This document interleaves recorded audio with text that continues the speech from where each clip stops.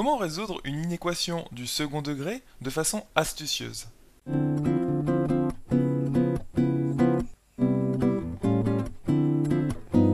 Bonjour à toi et bienvenue sur Star en Maths TV, ici Romain.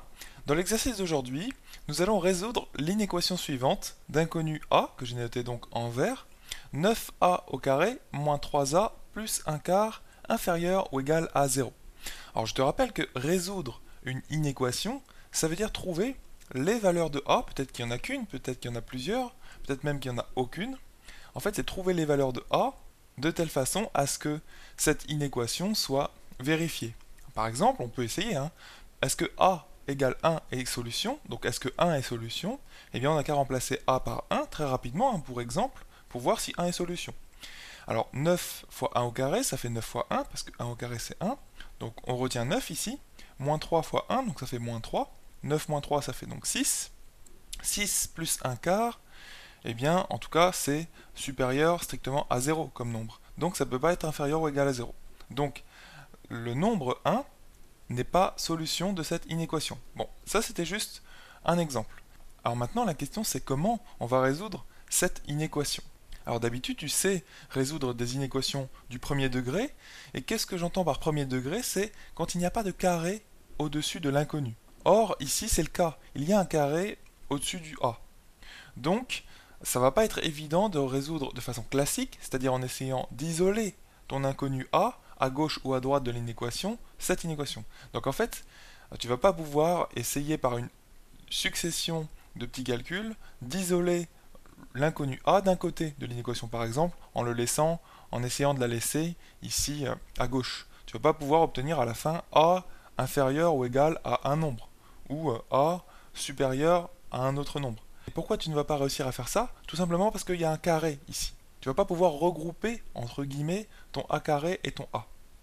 Donc ça va pas être une bonne façon de faire pour résoudre ton inéquation ici du second degré. Pourquoi dit-on que c'est une inéquation du second degré? Eh bien parce que ici justement tu as un polynôme du second degré. Tout ceci c'est un polynôme du second degré. Il ne faut pas te laisser ennuyer par cette variable a ou cette inconnue plutôt ici parce que c'est ce qu'on recherche. D'habitude elle est notée x, ici je l'ai notée a mais on pourrait tout aussi bien la noter x. Donc ici on a un polynôme du second degré. Et tu sais que ici, on a un polynôme du second degré qu'il faut comparer finalement à 0. Il faut trouver quand est-ce que ce polynôme du second degré est négatif ou nul, parce qu'ici on a inférieur ou égal. Alors, en fait, tu vas pouvoir transformer un petit peu ce problème, cet exercice, en la question suivante. Plutôt que de résoudre cette inéquation du second degré, tu vas chercher le signe de ce polynôme du second degré.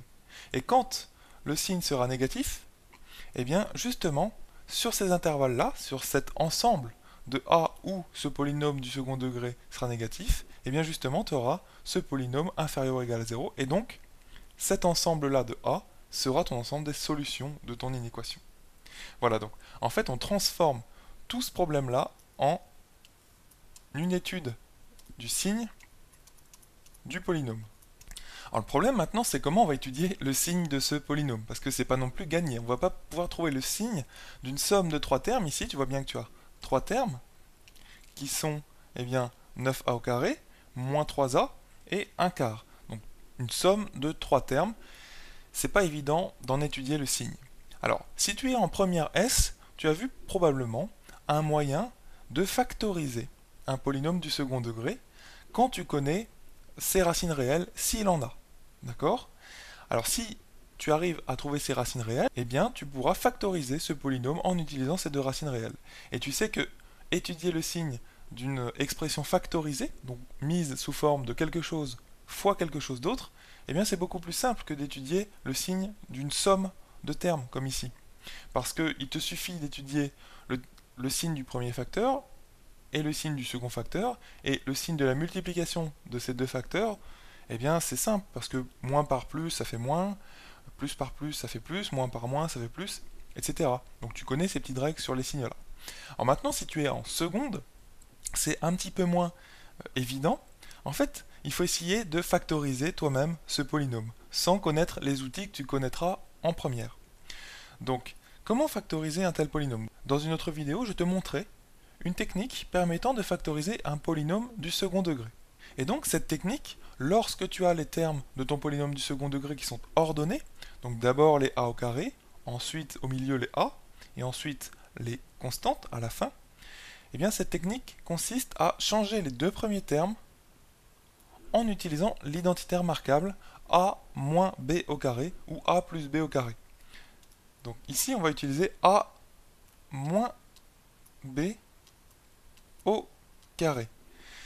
Alors, peut-être que ça te paraît pas évident, mais dans une autre vidéo, je vais t'expliquer vraiment précisément, étape par étape, comment faire ceci. Ici, on va aller un petit peu plus vite.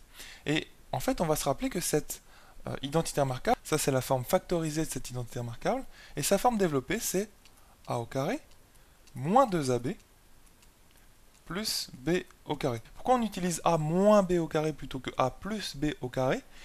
Parce que ici, on a justement un moins. Mais tu pourrais tout aussi bien mettre, plutôt que moins 3a, bien plus, entre parenthèses, moins 3a, et utiliser l'identitaire marquable a plus b au carré, si tu es plus à l'aise avec cet identitaire marquable là. Donc maintenant, ce qu'on va faire, c'est qu'on va identifier ces deux premiers termes avec cela. Donc en fait, il va falloir trouver le petit a et le petit b, de telle façon à ce que a carré moins 2ab égale le 9a carré moins 3a en bleu. Attention, le a en bleu et le a en noir ne sont pas forcément les mêmes. Donc comment on va trouver notre a noir et notre b noir? Alors peut-être que tu as remarqué le petit jeu de mots avec b noir. Eh bien regarde en fait, on cherche à identifier 9a au carré moins 3a. Quand je dis on cherche à identifier, ça veut dire qu'on cherche à trouver le a noir et le b noir de telle façon à ce que ce soit égal les deux choses. Donc de telle façon à ce qu'on ait ici tout ceci là, le a noir au carré moins 2ab en noir, qui soit égal à cette expression en bleu. Eh bien c'est assez simple en fait, il suffit de choisir, regarde, il faut qu'on ait une égalité ici, donc tu choisis ton a noir de telle façon à ce que quand il est au carré, ce soit 9a au carré bleu. Donc il suffit de choisir a, ton a noir donc égale 3a. Parce que quand tu le mets au carré, tu vois, a au carré, eh bien c'est égal à 3a, le tout au carré. Je parle des a bleus, donc ça fait 9a bleu au carré. Tu vois, parce que 3a fois 3a, ça fait 9a au carré. Voilà. Donc là, il suffit de choisir ton a noir comme étant égal à 3a. Tu vois? Et maintenant, pour le b, eh bien, on va utiliser cette égalité ici.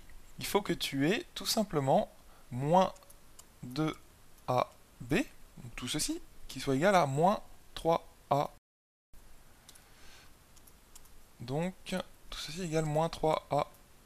Je répète que le a noir et le a bleu ne sont pas les mêmes. D'accord?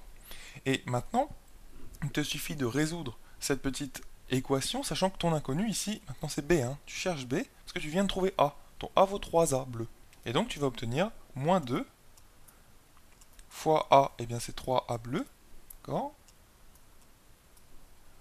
fois b égale moins 3a en bleu. Donc en fait, les 3a en bleu s'annulent.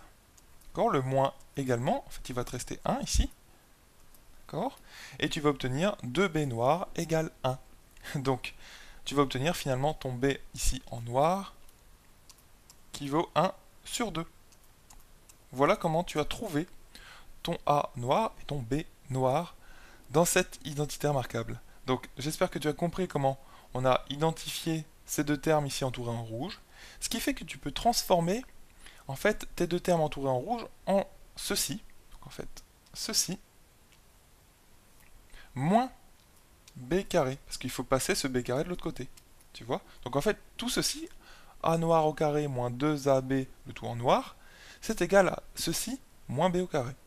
Donc tu vas pouvoir transformer 9a au carré moins 3a plus un quart, donc notre polynôme du second degré initial, tu vas pouvoir le transformer en ceci, donc c'est notre identité marquable, donc sa forme factorisée, a noir moins b noir, le tout au carré, donc le a noir, on sait que c'est 3a,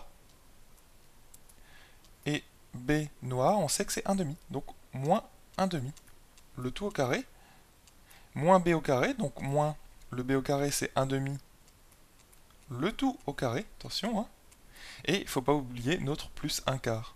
Donc ici plus 1 quart. Voilà. Et maintenant on va aller un petit peu plus loin, sachant que je te dis hein, qu'on cherche à factoriser notre polynôme du second degré, donc ça serait bien qu'à la fin on ait un produit de facteurs, effectivement. Donc là on va avoir égal 3a moins 1 demi le tout au carré, qui correspond vraiment à ceci, hein, a moins b le tout au carré, cette identité remarquable là. Donc moins 1 demi le tout au carré, mais 1 demi le tout au carré, ça fait 1 demi fois 1 demi, c'est 1 quart. Et moins 1 quart plus 1 quart, ben, ça fait 0. C'est-à-dire tout simplement que ces deux termes ici s'annulent. Et donc il ne te reste plus que ceci, 3a moins 1 demi le tout au carré. Et 3a moins 1 demi le tout au carré, c'est bien la forme factorisée de cette identité remarquable notée ici en noir.